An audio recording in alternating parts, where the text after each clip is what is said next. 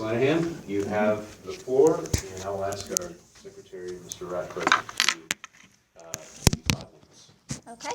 Thank you very much, and thank you for your time. My name is Alice Linahan, and I'm a parent of 3 children here in Argyle ISD. I handed out a piece of paper to all of y'all, and I wanted you to be aware of a book that's been put out by a teacher. His name is Brad McQueen. He's from Arizona. He's written a book, The Cult of Common Core. What he makes clear is that a year ago, he didn't know what any of this was. He was a teacher. He saw new things coming in. He thought it was just another education reform. Now he's scared. Now he sees that this is much bigger than just another education reform, that it's actually a federal takeover of our education system. And we're under the illusion here in Texas that we don't have Common Core because our legislators passed HB 462 that said no to Common Core. But what we know is that Common Core is coming in through the back door, and you have to look at the strategies and the tactics of how it's been implemented throughout the country. And I'll start first with the Common Core national standards, which we don't align to here in Texas, but they said it was state-led by the governors. What you found out after doing research is that it wasn't. It was the copyright for the Common Core National Standards is owned by the National Governors Association, which is a nonprofit think tank out of Washington, D.C. Then you look at C-Scope in Texas.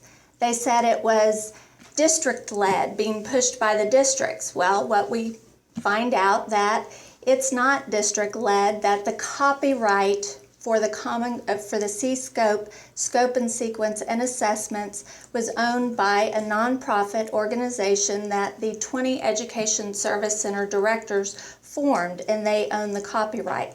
Another nonprofit organization that has access to our tax dollars. Then you look at the people that are behind it, and the names keep coming up. David Coleman is one of them. He's known as the mastermind of the Common Core. Well, he is now the president of the College Board. The College Board owns the copyright for the SAT and our national assessments and the AP classes. And you've probably heard the big pushback against APUSH, the new AP US History framework. They own the copyright to the framework and the assessment. It's the same strategy and the same tactic. And what's happening, and I opted our daughter out of the PSAT, not because I think anybody here in Argyle is teaching her bad things, but that's how they're using the national assessments to get this kind of curriculum. And there's a quote by Brad McQueen in this article that I gave you. When you have control of the tests and the standards, you have control of the content in the classroom. And what we see here in Texas, and especially in math, Dr. James Milgram, who was brought on to validate the Common Core national standards, would not, because he said it would put our American children behind 2 to 3 years in math. It was brought out at the Can I See conference, and I know, Dr. Milgram, you've talked about it before, how devastating this will be to minority communities because they won't have the opportunities. Is that correct? Well, yes, this is correct, and it's even understating the thing. Even the students in the richest communities, if they are not going to really exclusive schools, I mean schools in the neighborhood of $40,000, $50,000 a year in tuition, schools like in my area, Menlo College, which is really middle school, high school, but it's kids like David Packard's children that go to Menlo. If they don't go to schools like that, which actually teach serious mathematics at the same level as is taught in the high-achieving countries, if they don't go to schools like that, they're at a severe disadvantage. I was just thinking I should maybe tell you a little story from about 5 or 6, 7 years ago. The area which I work in these days is basically in the mathematics of robotics. And we got a major league grant from the National Science Foundation to do some work in that area. And the grant funded at least one postdoc to help us with what we wanted to do.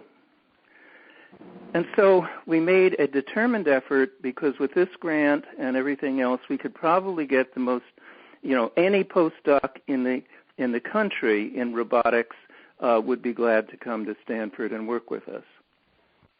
And so we made a very determined effort to find an American, a young PhD in robotics, who was a U.S. citizen, who we could ask to help us out. And we couldn't find one.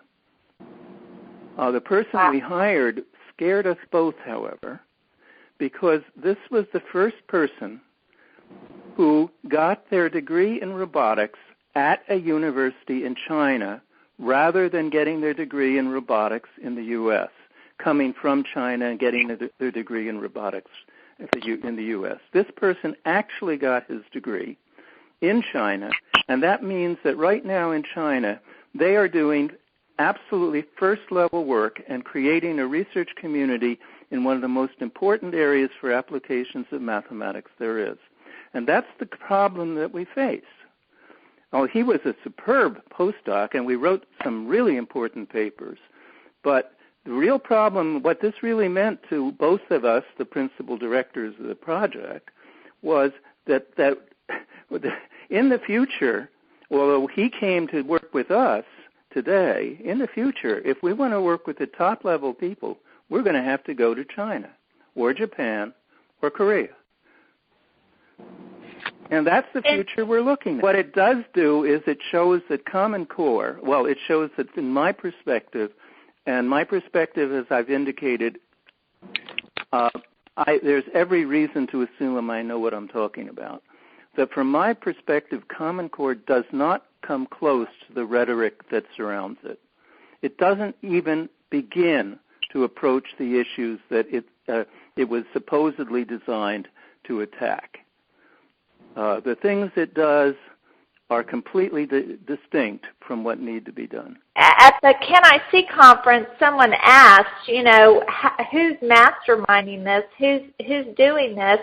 And you talked about the math wars in the past and how they were, you were able to, at that time they were pushed back, and it's different now.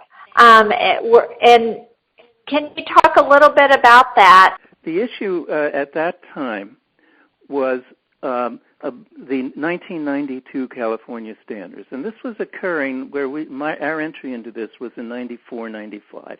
By 95, they had already started to do their damage. And now if I look back and I think about what we were dealing with then, we are dealing with exactly the same thing here, the same verbiage, the same everything as we in California were dealing with 20 years ago. Nothing has changed. It's all come back. But the difference is, in California, which may well be the largest state in the union with, over 36 million people, in California, it was manageable because the state itself controls curriculum and it controls the textbooks. So if we attack this issue at the state level, we could get rid of it.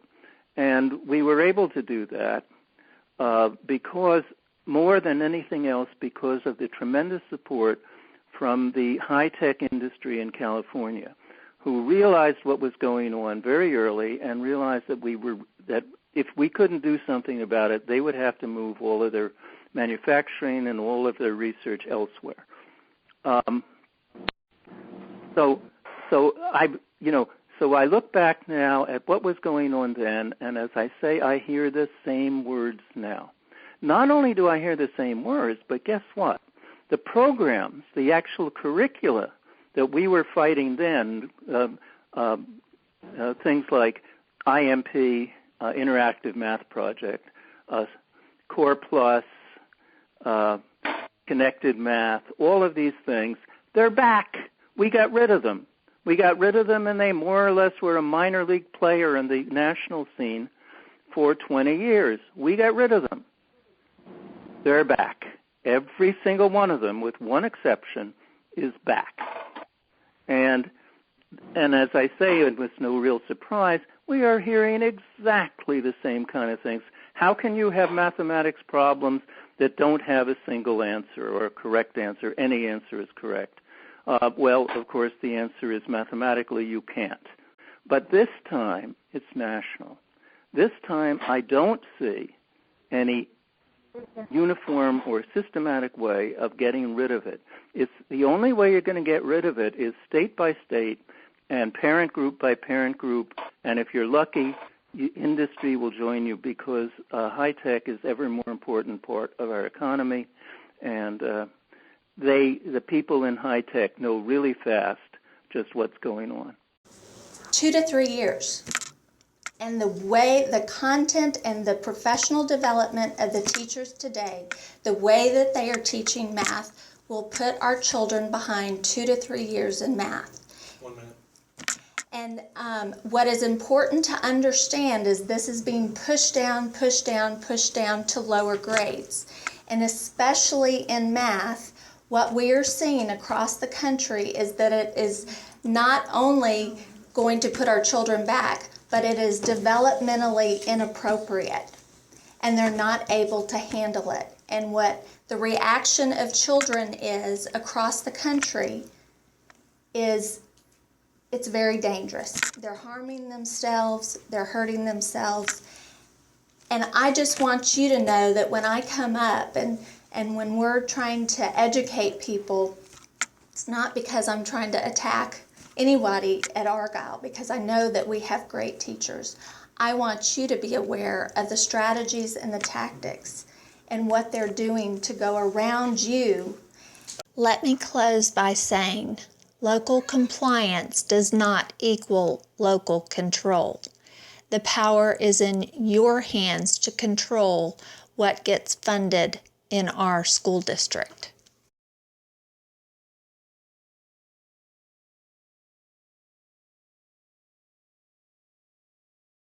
But losing our liberties is exactly what we're talking about in the cult of the Common Core, because the freedoms of each school district will no longer be. They'll be answering to a federal government, to a mandate out of a centralized location. No longer will they have local control. No longer will they be able to say, we're not going to teach that here. We'd like to teach it in this manner.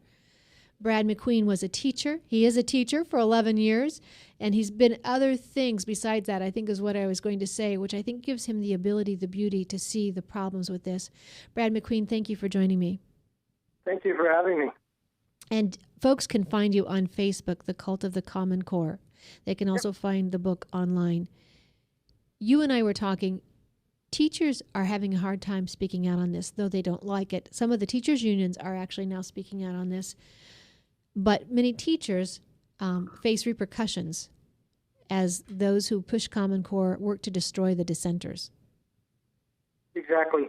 In the school system, if you want to cheerlead for Common Core, the departments of education will give you the pom-poms to cheerlead for it. In fact, they're using Teachers of the Year to push Common Core. A lot of times when you see teachers on television ads or writing, many times when they're writing op-eds, they'll say Teacher of the Year, Iowa Teacher of the Year, Arizona Teacher of the Year at the bottom, as if it gives them more weight. And each state chooses their own Teacher of the Year. What they never disclose is the entire Teacher of the Year program is run and administered by a Common Core organization called the Council of Chief State School Officers. It holds the copyright to the Common Core standards. So, of course, they're going to choose people that are for the Common Core, and they even brag about how on the Achieve website, it's another Common Core group, how they use Teachers of the Year to push the Common Core message. So if you're for Common Core, you can say anything you want. Now, to be fair to teachers, many of them are like parents across the country. Many of them are parents across the country. Teachers are. A lot of them don't see the full picture of Common Core. A lot of them still think it's just learning standards that are just being introduced into the schools. But as they have more experience with it, I think they're getting that not only are they learning standards, there are NSA-like data suctioning systems being put in our schools. There are testing, nationalized testing groups being formed. There's also the connection between the kids' data and their testing data. It directly connects to the teacher. And some people might say, well, that's a good idea because we can keep teachers accountable. And that's sort of the cover they use with Common Core, that's what they use it for. And but what that connection between the kids' test results and what they're doing in the class and how they connect to the teacher, that part of Common Core is the compliance method for Common Core. They make sure if a kid sort of doesn't do well on a certain section of the test related to First Amendment rights, for instance, like you were talking about, maybe we should go back. If they don't give the right answers, maybe we need to go back into that kid's data stream and look online at the teacher's lesson plans, which are now all online. Teachers' grades are all online. Teachers' evaluations are all online. Let's go see where that teacher, what they were teaching and when they taught it. So it's a compliance method. And also the kids' information and testing results are directly tied to teacher pay and teacher evaluations now. That's why you're hearing the teachers' unions coming out against it in some areas, because you go after teachers' pay, you go after the union dues. The teachers' unions, the NEAs and the AFTs of the world, they were strongly for Common Core back in 2010 when it was implemented, and they were okay having our kids be the victim of Common Core, these Common Core predators. But when it started hurting their bottom line, now they're against it. I mean, I'm grateful that they're joining the chorus and shouting to get rid of this Common Core thing. But you've got to be clear that that's the component they're really after. And now they see it coming after their liberty as well, on how they teach, how they'll be able to implement a lesson. It's exactly what we're talking about with those pastors. Don't just think the government, the mayor will come after those folks. They'll be after you next if they're not stopped for this intrusion. And the thing is, they usually go after people of faith first. A lot of times they're trying to pull in the faith-based schools now with Common Core, kind of like they did with the Catholic bishops with Obamacare.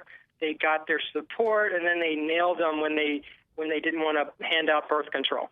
It's the same thing. They're trying to court the faith-based crowds to get them on board. If you go, because they're an existential threat to Common Core.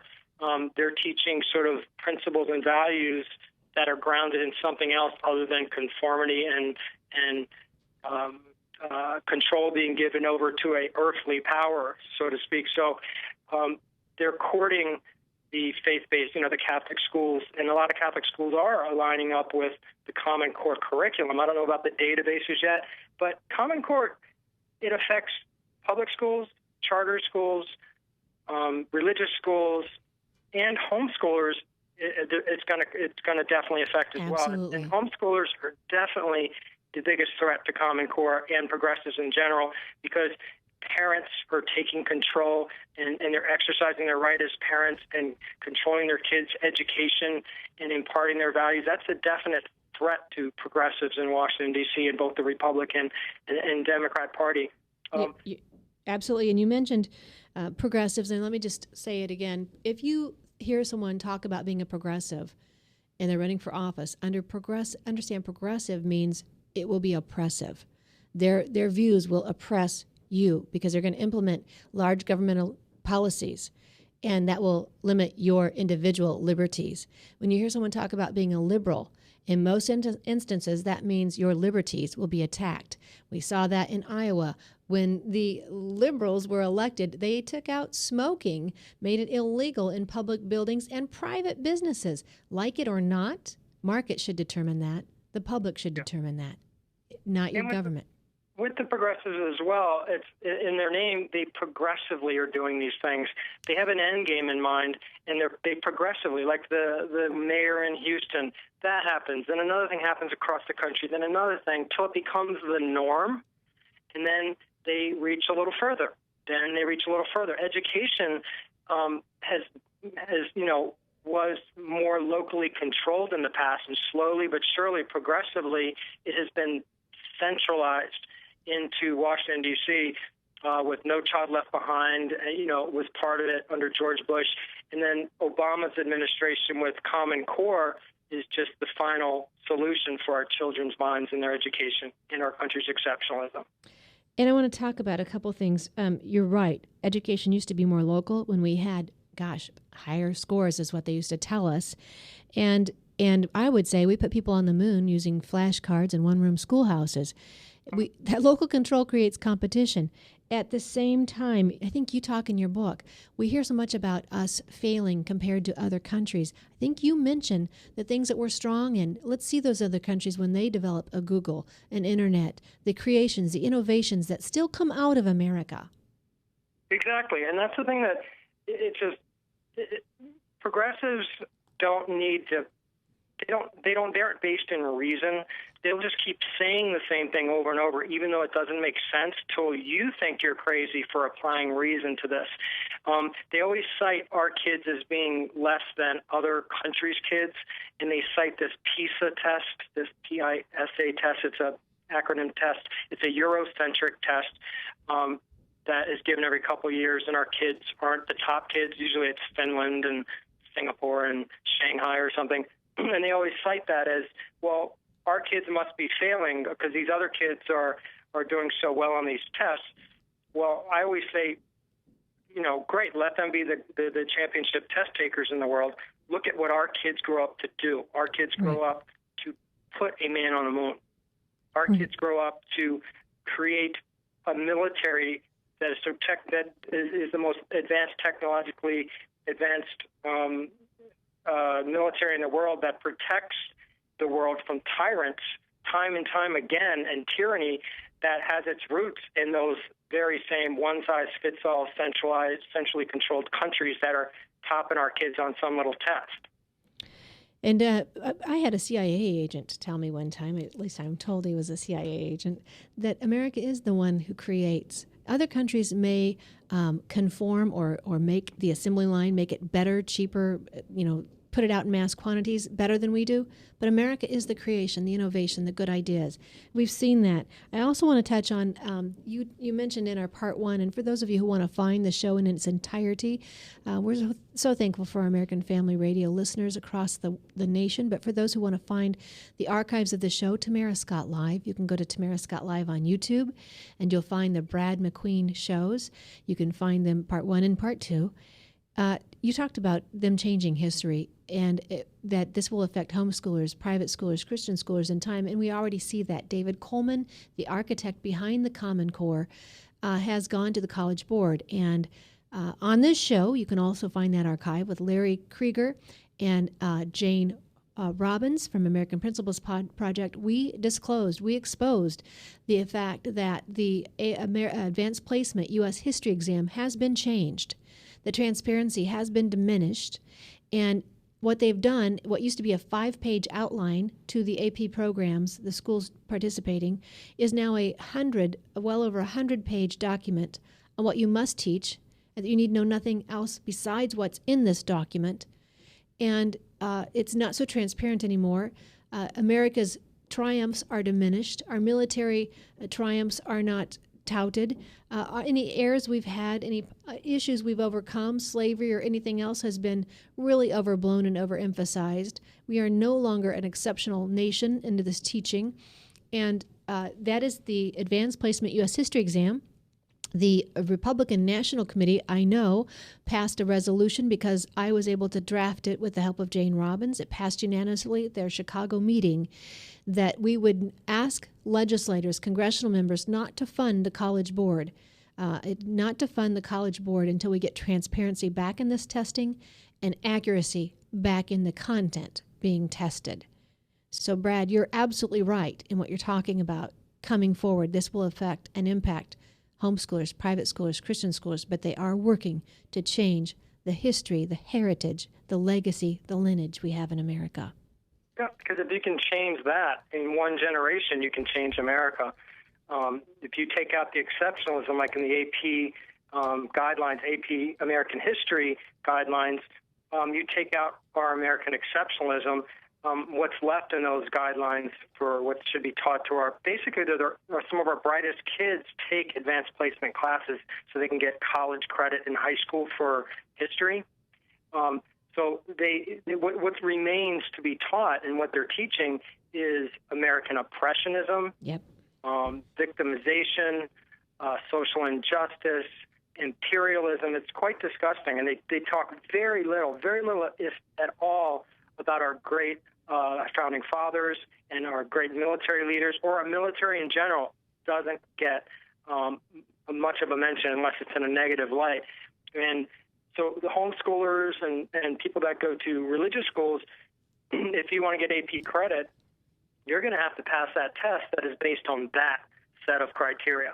Right. And with David Cohen being head of the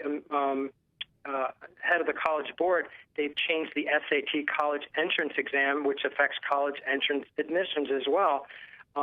They've dumbed it down. They've aligned it with Common Core. So homeschoolers and others will be at a disadvantage if they don't align their instruction to the Common Core. And there's also another line of thought, and I wouldn't put it past these people, that with the chambers of commerce, they like to see our K through 12 educational system be used as a human resource development, so that they can sort of ask our school systems to create the type of workers they want. I could see a situation where you go to a job interview and it's mandatory that you have attended a college and career ready program. That's code for Common Core. And if you're a homeschooler, you don't have that. And we know that those programs don't work. The college and career doesn't necessarily work. James Milgram, who was on the committee with the Common Core, the only mathematician on the committee, Professor Emeritus from Stanford, I believe, refused to sign off on it when he saw how poor the math standards were, how lacking it would be. They would not be STEM ready. So though your governors and your promotional educational Department of Education materials may promote STEM or college, career, and ready, because they say it, in no way indicates that they will actually do it. No. And it doesn't prepare them for college or career. And even Jason Zimba, one of the other architects of Common Core, specifically says that if you want to go on to a more advanced engineering, math, technology sort of career, Common Core is not going to prepare you for that. You need to do more than is prescribed. So it's a dumbed down version where everyone gets a trophy, rather than lifting up our system to meet to raise kids' expectations for their academic achievement. We've dumbed it down and lowered the bar so that everyone can jump over it. And I want to touch on one more thing. I looked it up while we were talking. Carolyn McClarty, the National Committee woman out of Oklahoma, another wonderful asset to the Republican National Committee. She chairs the Resolution Committee, put this out yesterday, $800 million annual budget. $800 million annual budget, $1 million of that goes towards lobbying. This is your college board, by the way. And they receive $79 million in direct funding from the federal government.